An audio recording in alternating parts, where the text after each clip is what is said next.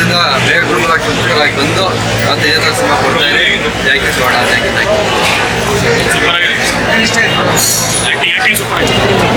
Sir cinema ತುಂಬ ಚೆನ್ನಾಗಿದೆ. ಕನ್ನಡ ಸಿನಿಮಾಗೆ ಯಾಕೆ ಥಿಯೇಟರ್ ಹೋಗ್ತಾ ಇಲ್ಲ ಅಂದರೆ ಫಸ್ಟ್ ಇದು ಮಾಡಿ ಇಷ್ಟು ದೊಡ್ಡ ಶಿವಣ್ಣ ಸಿನಿಮಾ ರಿಲೀಸ್ ಆಗೈತೆ. ತಮಿಳ್ ಸಿನಿಮಾಗೆ 800 ಥಿಯೇಟರ್ ಕೊಟ್ಟವ್ರಂತೆ. ಎಂಥ ಸುಳ್ಳೆ ಮಾಡಿರ್ತಾರೆ. ಫಸ್ಟು ಕನ್ನಡದವರು ಚಪ್ಪಲಿ ನೋಡಿರಿ ಫಸ್ಟು.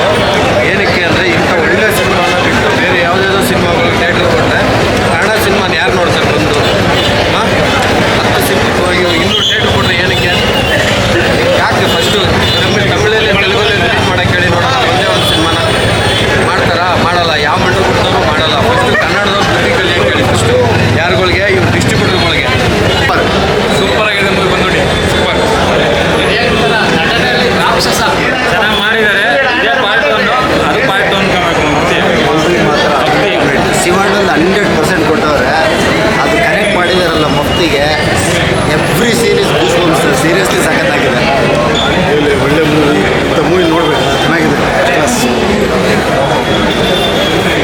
ಪ್ಯೂರ್ ಮ್ಯಾಡ್ನೆಸ್ ಮೂವಿ ಮಾತ್ರ ಸೂಪರ್ ಆಗಿದೆ. ಸ್ಟೋರಿ ಸೂಪರ್ ಆಗಿದೆ. ನರ್ತನ್ ಡೈರೆಕ್ಟರ್ ಮಾತ್ರ ಗೊತ್ತು ಶಿವಣ್ಣಿಗೆ ಯಾವ ಥರ ಯೂಸ್ ಮಾಡ್ತಾರೆ. ಸೂಪರ್ ಚೆನ್ನಾಗಿದೆ. ಎಲ್ಲ ಕನೆಕ್ಷನ್ ಚೆನ್ನಾಗಿ ಮಾಡಿದ್ರು. ತುಂಬ ಶಿವರಾಜ್ ಕುಮಾರ್ ಅವರಂತೆ ಕರ್ನಾಟಕದ ಚಕ್ರವರ್ತಿ ನಿಜವಾಗ್ಲೂ ಅವರಿಗೆ ಚೆನ್ನಾಗಿದೆ. ಶಿವರಾಜ್ ಕುಮಾರೇ ಇಷ್ಟ. ನೆಕ್ಸ್ಟ್ ಲೆವೆಲ್ ಬಿಡಿ. ಸೂಪರ್ ಆಗಿದೆ. ರೌಡಿಸಮ್ಗೆ ಅವರೇ ಡಾನ್. ಸಖತ್ತಾಗಿದೆ ಸರ್. ಶಿವಣ್ಣ ಅವರ ಆ್ಯಕ್ಟಿಂಗು ತುಂಬಾ ಚೆನ್ನಾಗಿದೆ. ಏನು ಆ ಒಂದು ಕದರ್ ಏನಿದೆ, ಆ ಓಮ್ ಫಿಲಮ್ ಆಗಿರ್ಬೋದು, ಜೋಗಿ ಆಗಿರ್ಬೋದು, ಮತ್ತೆ ಮರುಕಳಿಸಿದೆ ಅಂತ ಹೇಳ್ಬೋದು ಸರ್. ನೋಡಿದ್ದೀವಿ ಸೀನ್ ಇದೆಯಲ್ಲ, ಆ ಒಂದು ಸೀನ್ ಎಷ್ಟು ಕ್ಯೂರಿಯಾಸಿಟಿ ಉಳಿಸಿದ್ದು ಅಂದರೆ ಇದರಲ್ಲಿ ನೋಡಿದರೆ ಗೊತ್ತಾಗುತ್ತೆ. ತುಂಬ ಎಕ್ಸೈಟ್ಮೆಂಟು, ಆ ಒಂದು ಕದರನ್ನು ಮತ್ತೆ ತೋರಿಸಿದ್ದಾರೆ ಅಂತ ಹೇಳ್ಬೋದು ಸರ್. ಎಷ್ಟು ದಿನ ಆಗಿದೆ ಈ ಥರ ಮೂವಿ ನೋಡಿ?